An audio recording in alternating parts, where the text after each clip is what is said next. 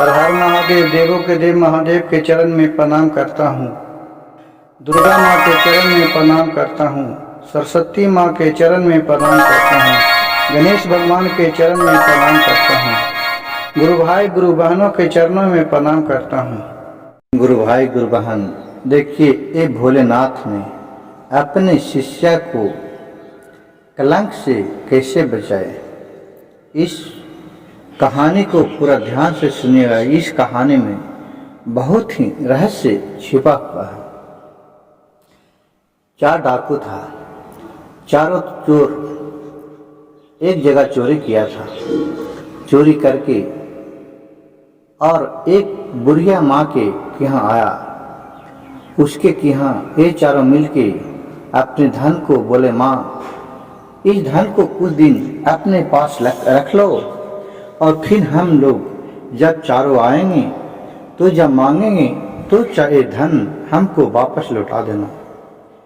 वो बुढ़िया माँ बहुत ही सच्चे दिल की और स्वभाव के थी। उसके पास छल कपट नाम का कोई भी चीज नहीं था। कहे कि ठीक है बेटा, मैं इस धन को कहाँ छिपाऊं? अगर कोई चुरा के ले गया तो मैं कहाँ से दूंगा? कहे कि नहीं माँ, कोई तो जानेगा तभी तो चुरा के ले जाएगा। और क्या किया कि उस धन को उसके घर में एक गड्ढा खना और खन के गड्ढे में छुपा दिया और फिर वहां से चले गया। उस चारों में एक चोर का मन में कुछ लालच भरा हुआ था। एक दिन देख रहे हैं कि वो चारों चोर इसी के दरवाजा पर आके और ताश खेल रहे हैं। उसमें से एक चोर के बोला उन तीनों चारों ने कि भाई जाओ, बुढ़ी माँ को बोलो हम लोग के लिए खाना बना दे और जल्द बनाए। एक चोर के मन में लालच बड़ा, यही अच्छा मौका है कि इस धन को अकेले ही हड़प लिया जाए। वो दरवाजे पर से अंदर आया और बुढ़ी माँ को बोला, माँ इन लोग ने जो धन हम लोग ने दिए हैं उसे जल्दी वापस कर दो। बुढ़ी माँ ने बोला कि बेटा, मैं तुमको अकेले वापस नहीं कर सकता हूँ जब तक तो चारों नहीं बोलेगा। कैसे उन्हीं चारों ने बोला है, चलो मैं आपके सामने उन लोग से कुछ सवाल करा देता हूँ। कहे कि चलो। वो बुढ़ी माँ और डाकू अंदर से गया। डाकू ने बोला कि भैया आप बोले ना कि जल्दी करो, जल्दी कीजिए माँ जी। तो बोले कि हाँ जल्दी कीजिए माँ जी।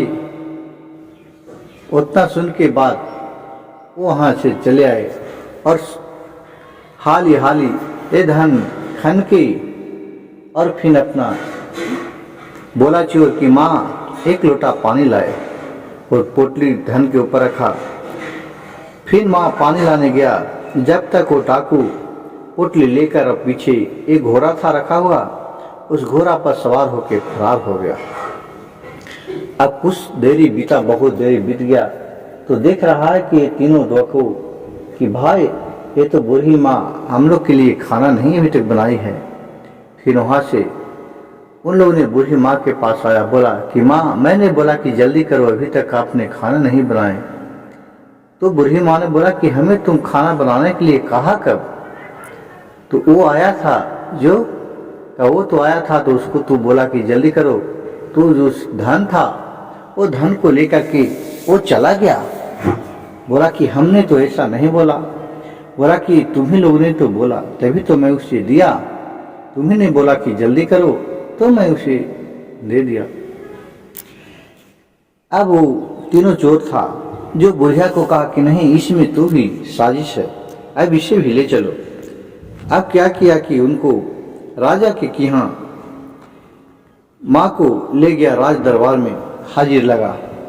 यहाँ प्रस्ताव रखा कि कैसे कैसे बात हुआ।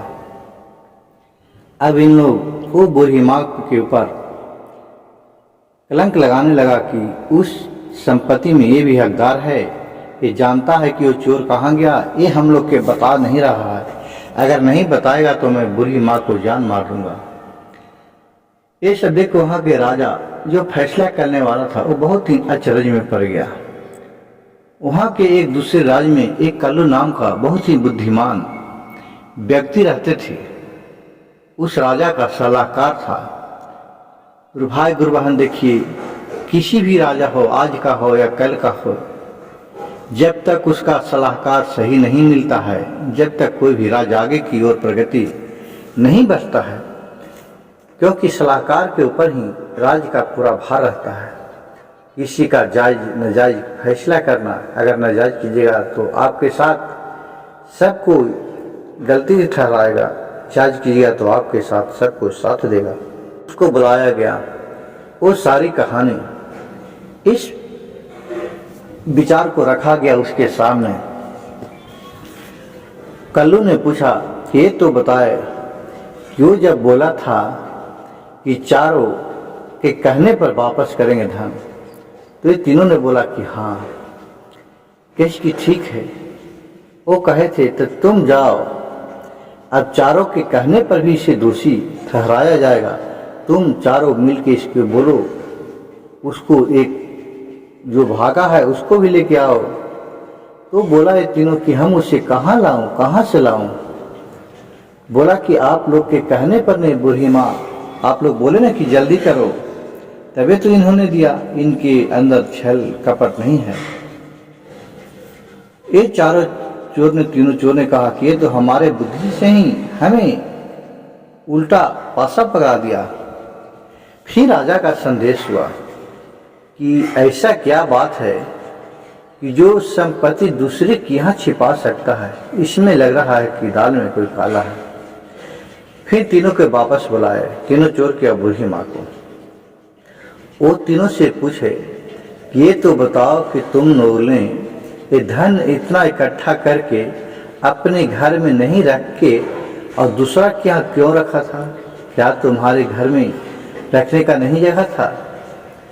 इन तीनों ने बताया कि भैया, हम लोग एक जगह डाका डाल के चोरी करके ये धन इकट्ठा किए थे, सबको बांटना था, बिहान हो गया था, तो यही बूढ़ी माँ के यहाँ छिपा दिए थे।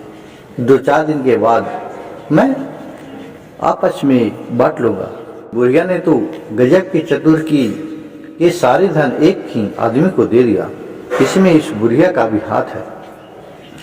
उस राजा ने बोला कि एकर मतलब कि आप लोग डकैती करके धन जुटाए हैं, इसका अपराध भी आप लोग का, चोर का अपराध भी आप लोग के ऊपर एक लगता है। सबको अपने हुक्म किया और तीनों चोर को कारागार में डलवा दिया।